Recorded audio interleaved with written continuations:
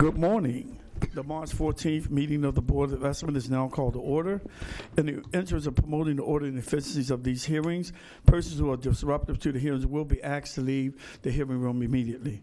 Meetings of the Board of Investments are open to the public for the duration of the meeting. The hearing room must be vacated at the conclusion of the meeting. Failure to comply may result in the charge of trespassing. Madam Deputy Controller, are there any corrections, additions, or deferrals on the agenda? Good morning. For today's agenda, there are no corrections or additions. However, no protests were received. We have two items that are being deferred, and those are page 41, items 1 and 2 for 1 week, and pages 42 to 44, items 3 and 4 for 1 week. The items that remain on the non-routine agenda are page 58, item 1, page 58, item 2, and page 58, item 3. I have the following abstentions to report. There are no abstentions for the Honorable Mayor Pugh. The Honorable President Young will abstain on page 49, items 1 and 2, and page 50, item number 3. In addition, the Honorable President Young will vote no on page 11. The Honorable Comptroller Pratt will abstain on page 9. Mr. President, members of the board, those are the deferred items, as well as the abstentions that have been reported thus far. Thank you. Thank you. I will direct the board members' attention to the memorandum from our office dated March the 5th, 2018, identifying matters to be considered as routine agenda items together with any corrections and additions that have been noted by the Deputy Controller.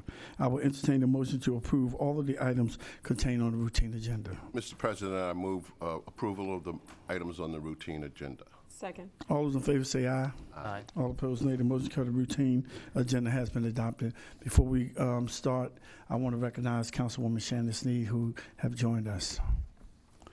The first and second items on the non-routine agenda can be called together. They can be found on page 58, items 1 and 2, Department of Audits, Audit Reports, Enid Pratt Free Library, Comprehensive Annual Financial Report for fiscal years 2016 and 2017. Will the parties please come forward?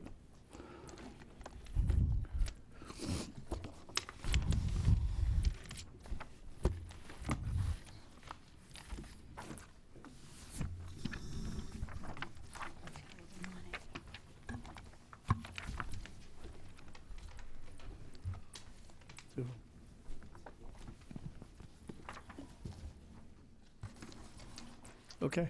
Hey, good morning, board members. Audrey Askew, Acting City Auditor. The first item on the agenda is the 2016 Enid Pratt Free Library Audit Reissuance of 2016 Audit Report. The 2016 Enid Pratt Free Library Audit was reissued because the cash account was understated by $322,200. The original cash balance was $6,092,900. But the correct cash balance should have been reported as $6,415,100.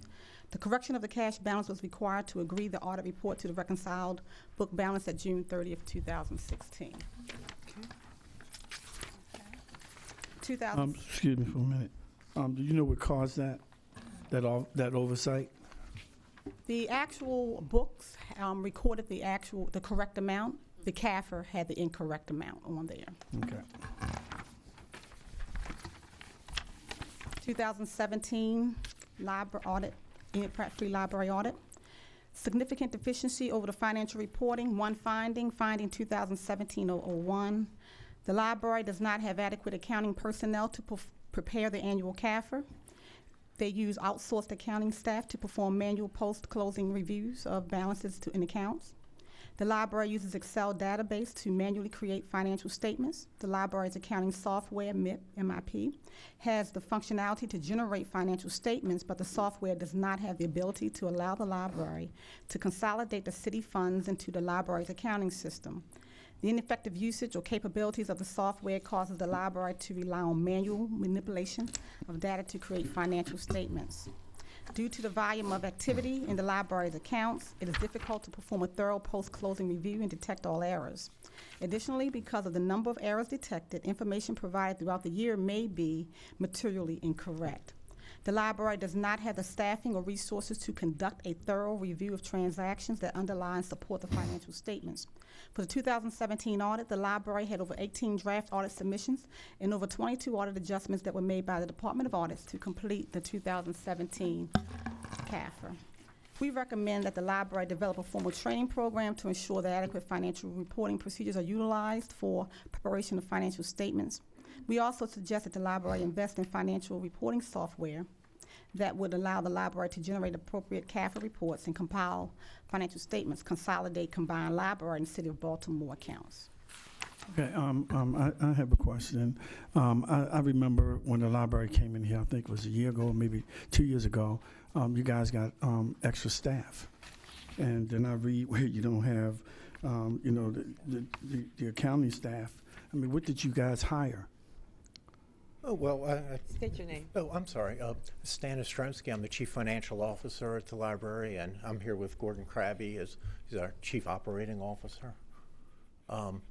I guess, you know, in the response, I believe I've addressed a bit of that. I guess the specifics to your question of is the library over time has added staff and has added resources. So it's not a question of not following that direction. It's a question of how much that we have added. The major add from last year when I was before you to this year is we've utilized RAFA PC, which is a non-for-profit accounting firm from Washington, D.C. that performs a lot of governmental audits, and they've provided support to us. We continue down the road from staff training, from things like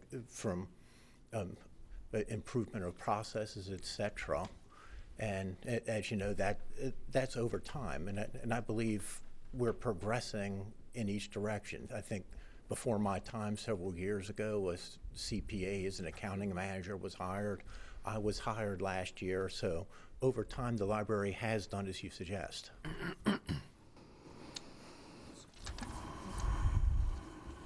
Okay, go ahead. Okay.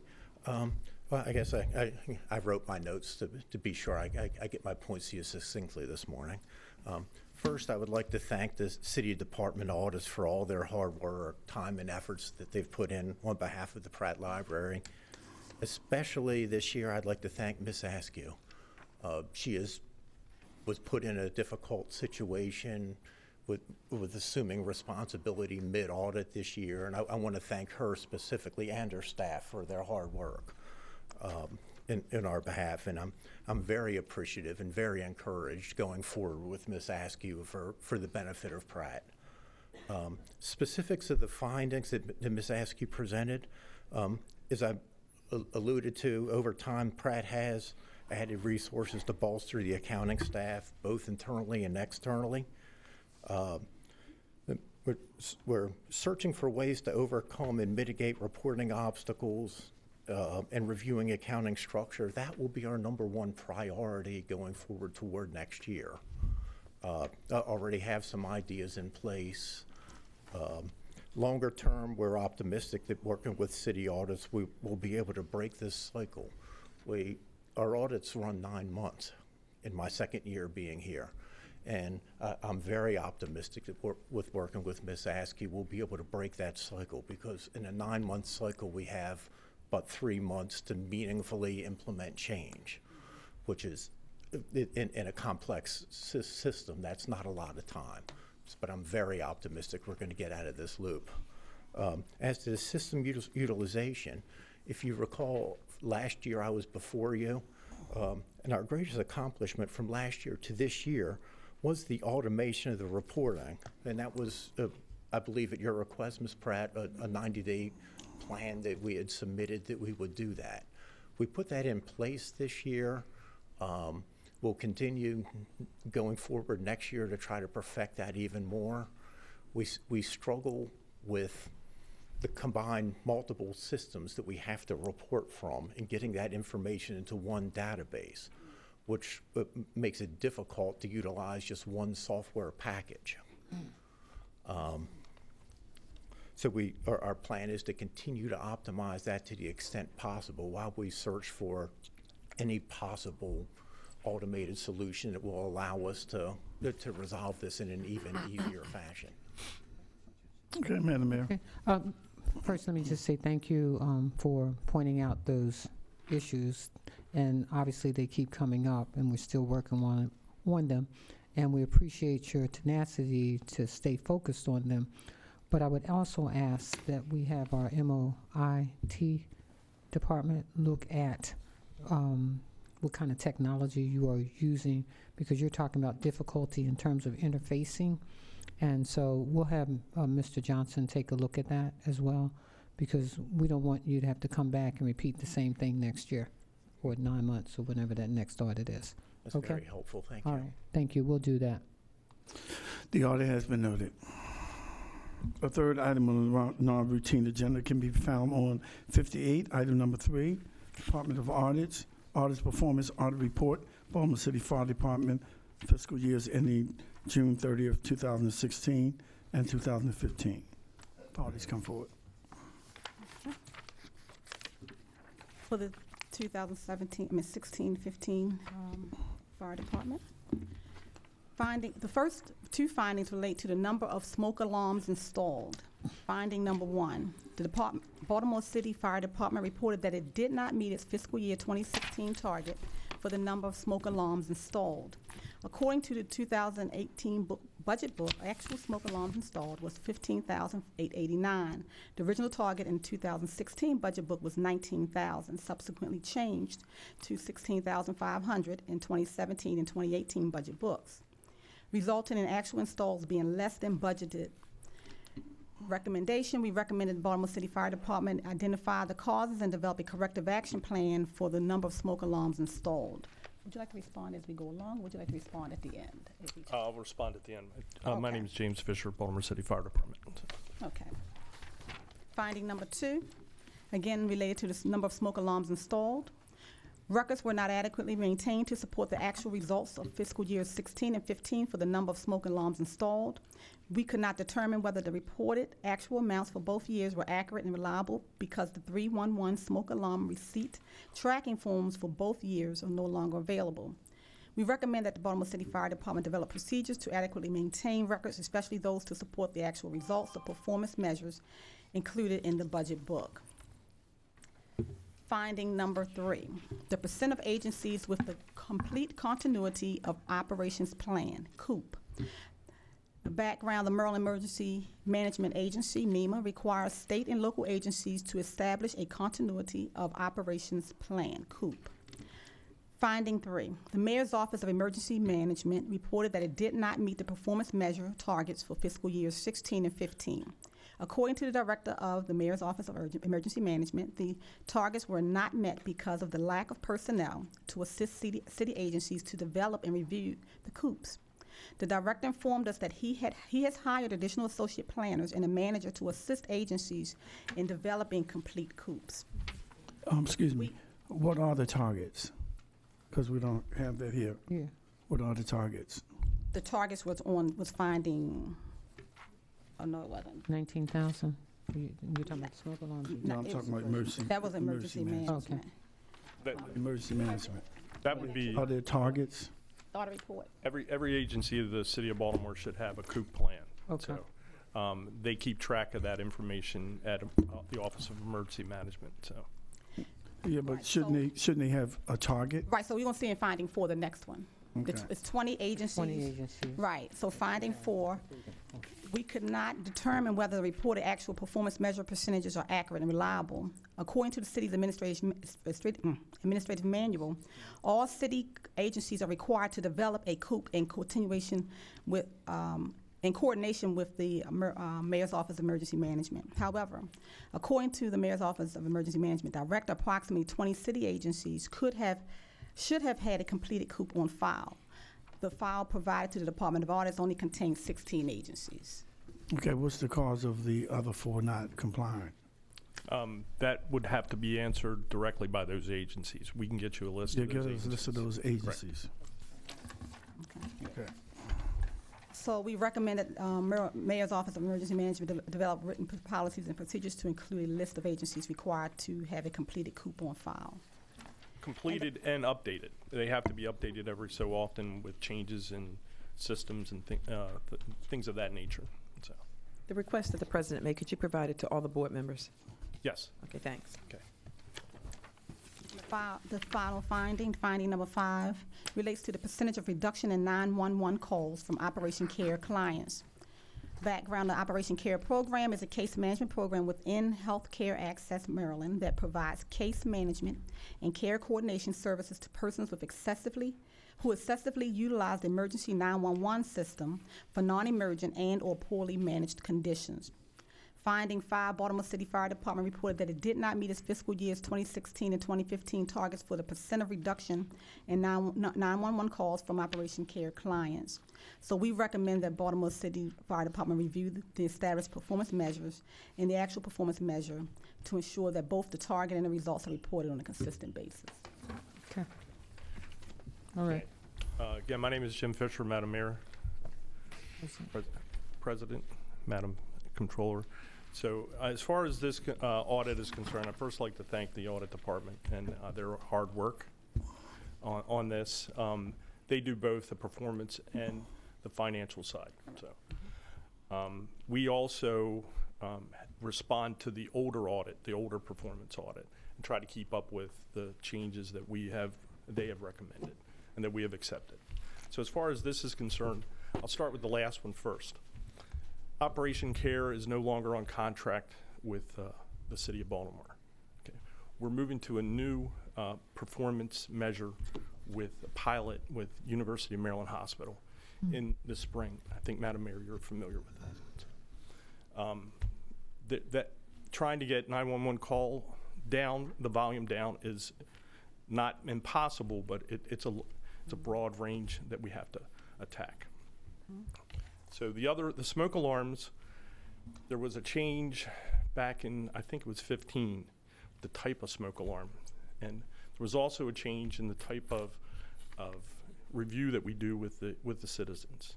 We do a much more comprehensive review with the citizens, instead of just going in and installing a smoke alarm. We do a complete, fire protection plan with them. So, okay. And the other item with the COOP, the Office of Emergency Management. It's David McMillan, and I will get that information for you. Okay. Is it possible in the future, when we get these performance audits, that we can get the financial audits along with them, so we can compare? They're not done at the same. They're not completed at the same time. They're 2 different audits. Is it possible that that could happen? We can get them done at the same time. Yes. Okay. I mean, I would like to see that. Okay. I think we're still working on that. Right. Okay. I mean, so we can compare. Okay. Okay. There have been no more business before this board. Recess till bid open at 12 noon. Thank you.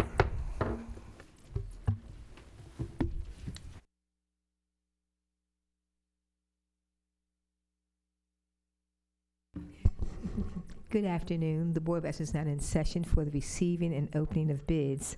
I have the following addenda to read for today. SC 948, Brooklyn Wastewater Pumping Station Rehabilitation and ThioGuard Chemical Feed Facility at Baltimore Street. Please change the bid due date from March 14th to April 4th, 2018.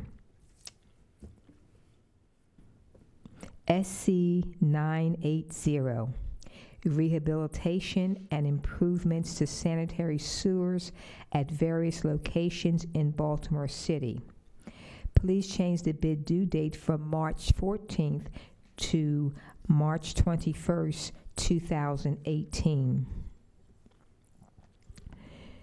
B50005293, Tandem Axle Tractors.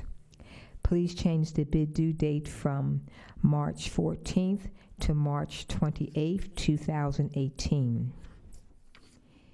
B50005272, Needles for the Baltimore City Needle Exchange. Please change the bid due date from March 14th to March 21st, 2018. B50005258 Master Lease Agreement. Please change the bid due date from February 21st to March 21st, 2018. B50005241 Janitorial Services for the Department of General Services, Groups 1 through 6. Please change the bid due date from March 14th to April 4th, 2018. Those are the addenda for today's meeting. Okay, so ordered.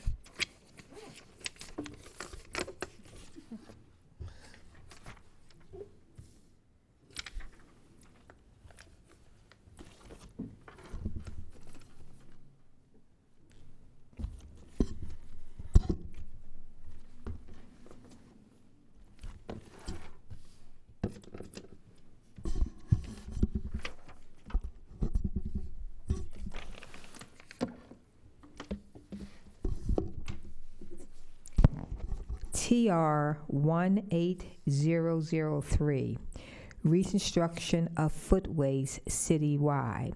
A bid bond is required if the amount is over $100,000.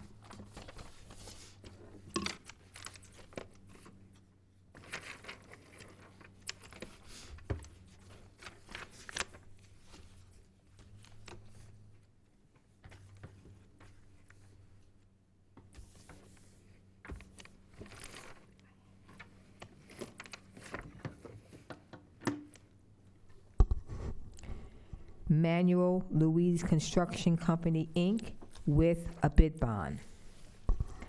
$1,093,230 and no cents.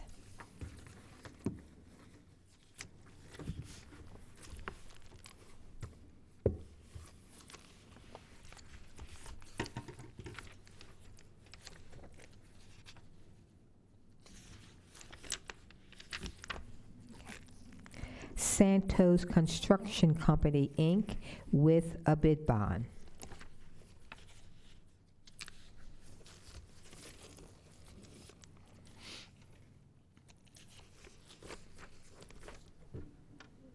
$780,670.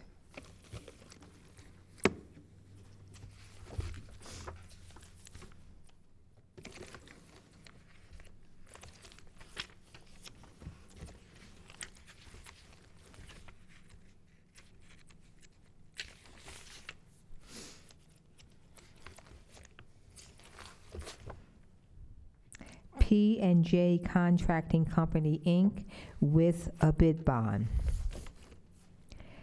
$869,340.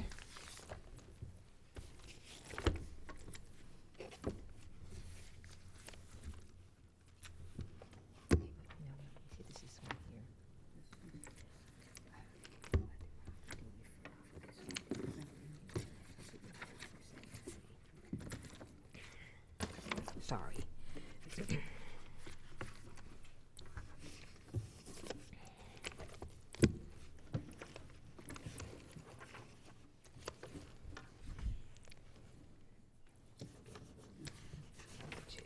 Thanks.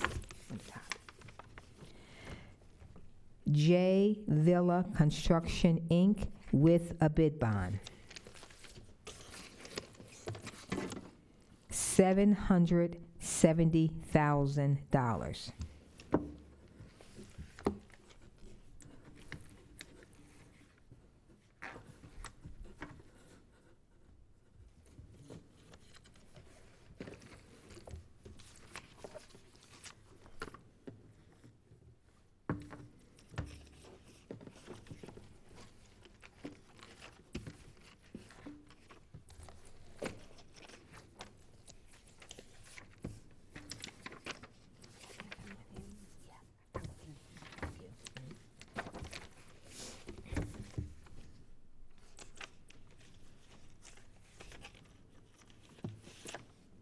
Thomas Construction Group, LLC, with a bid bond.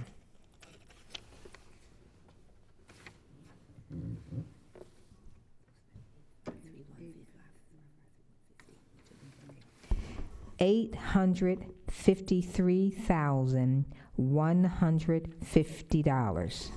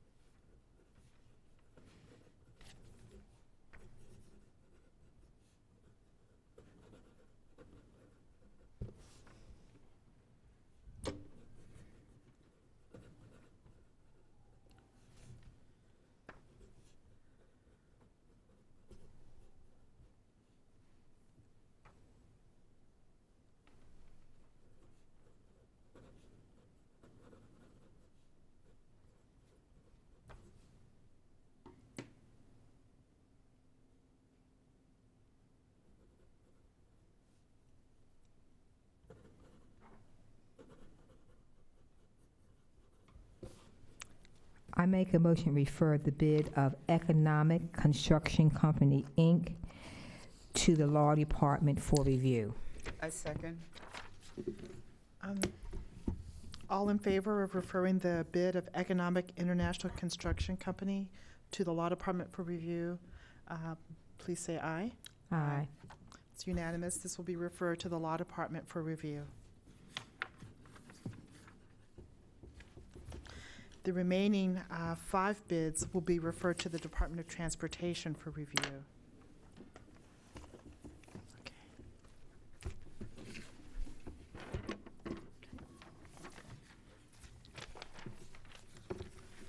Is that okay to do like that? Okay. Okay, gotcha. Thank you, Dale.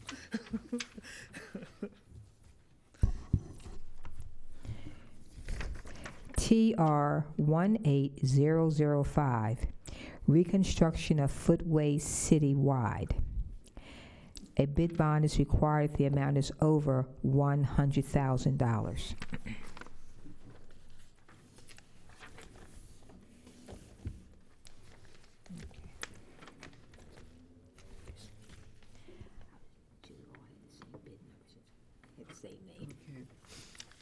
This sometimes we get it mixed. I think you hit the bid bond right. Great. Okay. Santos Construction Company, Inc. with a bid bond. $797,369.10. Oops, that's a different one. Okay.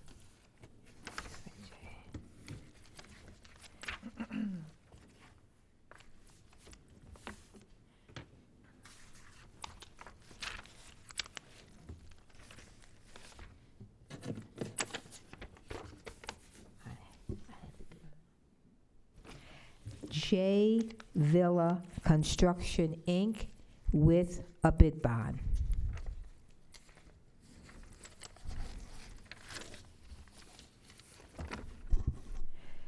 $770,000.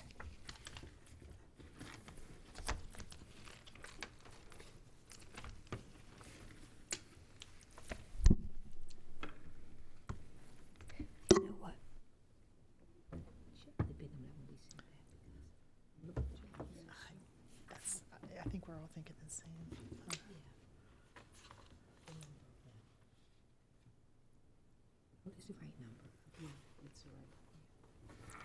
What you just gave me is correct. Because there was because there was another 770,000 bid. Okay, okay. Thanks, thank you.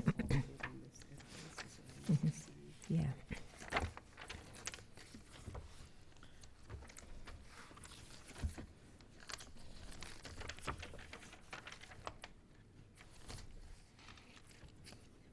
Okay.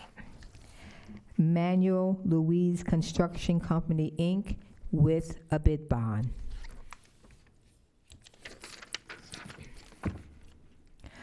$1,067,968.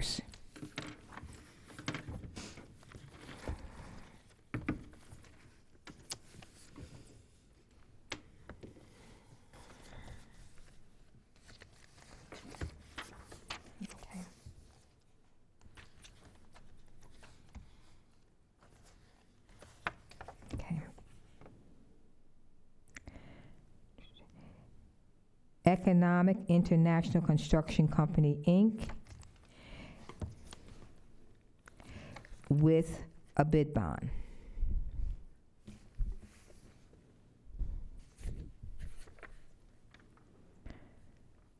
$999,162.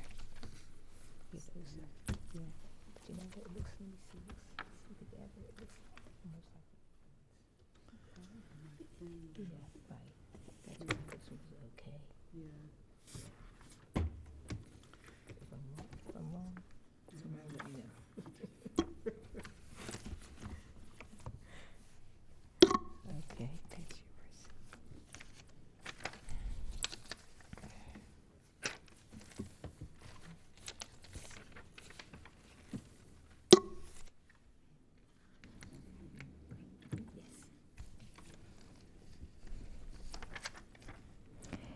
P&J Contracting Company, Inc., with a bid bond.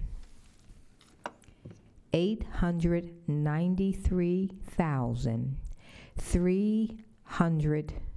I'm sorry. My sister, I'm sorry, it's 3 and 16.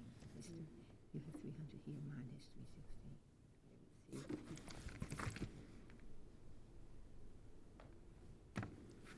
This is 3 and 16. 100. Read it, but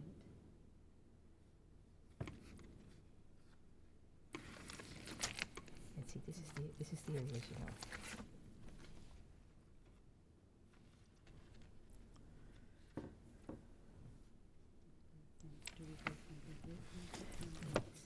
And see, I'm required to read what they write, but I'm going to leave it.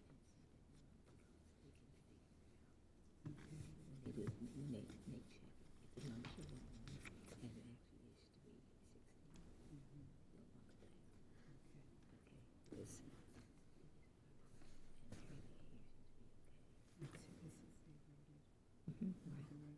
Right. Yeah, I just think we have them send it low and have them send it back. I apologize for the delay. I'll read this one again, please. P&J Contracting Company, Inc., with a bid bond. $893,316. Thank you.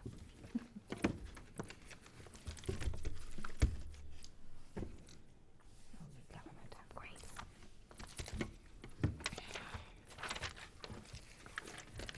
Thomas Construction Group, LLC, with a bid bond.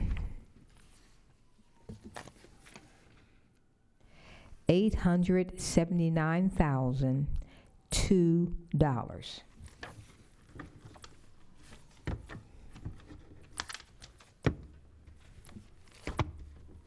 Okay, these will be referred to the Department of Transportation for review.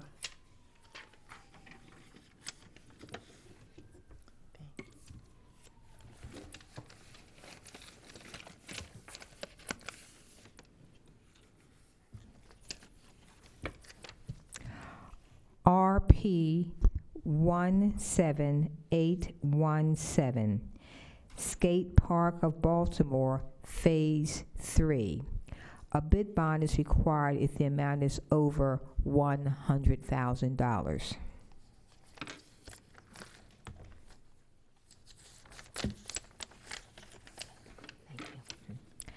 Allied Contractors, Inc., with a bid bond, $297,700.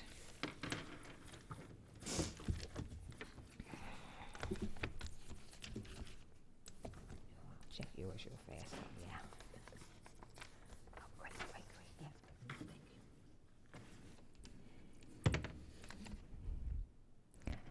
you. DSM Properties, LLC, $265,470, and that's with a bid bond. Okay. These will be referred to the Department of Recreation and Parks for review.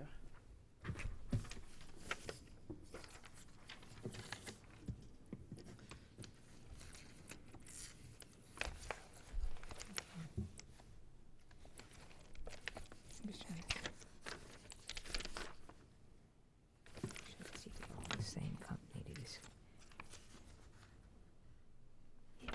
should be this one company. Okay, so I guess I'll give you B50005103, Mechanical Bar Screen Installation Project.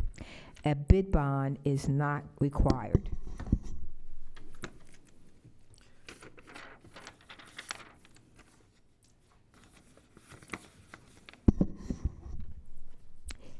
DSI Inc., $138,900.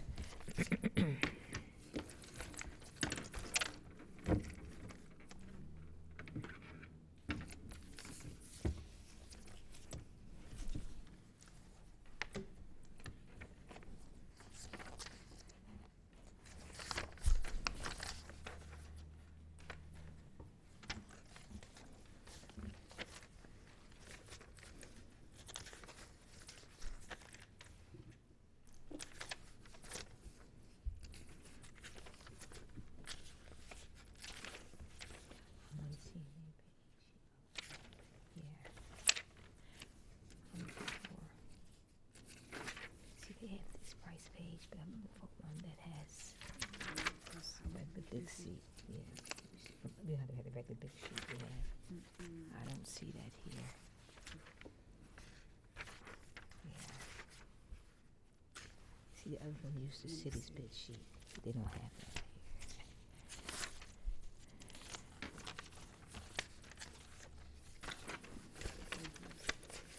Let me make sure this is not part of it. That's what I think too. See, this is what the city used, see, and what they're using. We may have to read.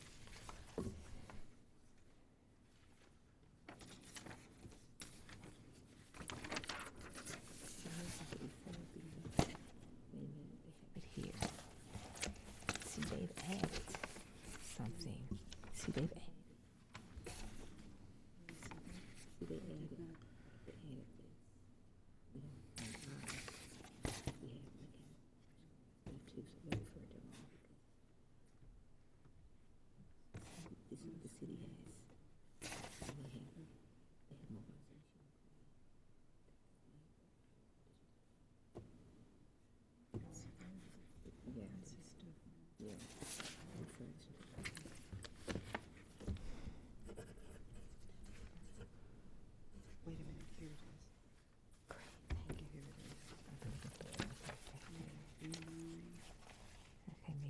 Towards the end. Here, thank you. Okay.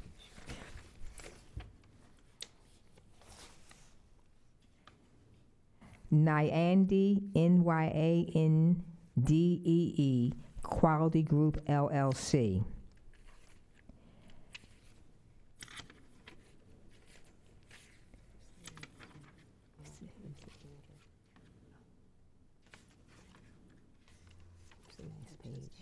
Next page. $537,328.11. I'm curious.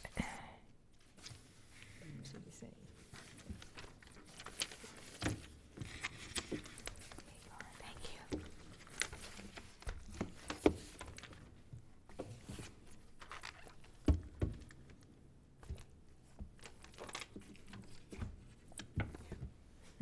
Thanks.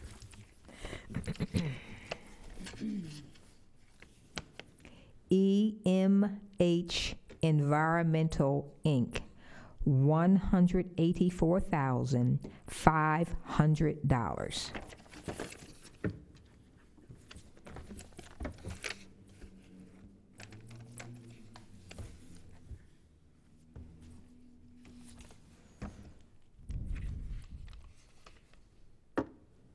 Lee Foundation Company, Inc., $285,407.40.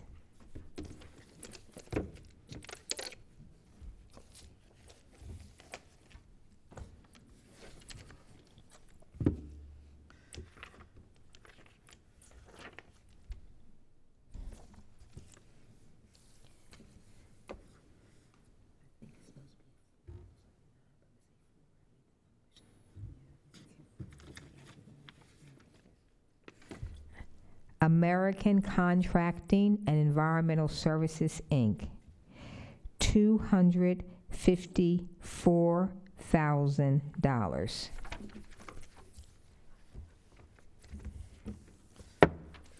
Okay, these will be referred to the Bureau of Purchases for review. Thank you. There being no further business, we are adjourned.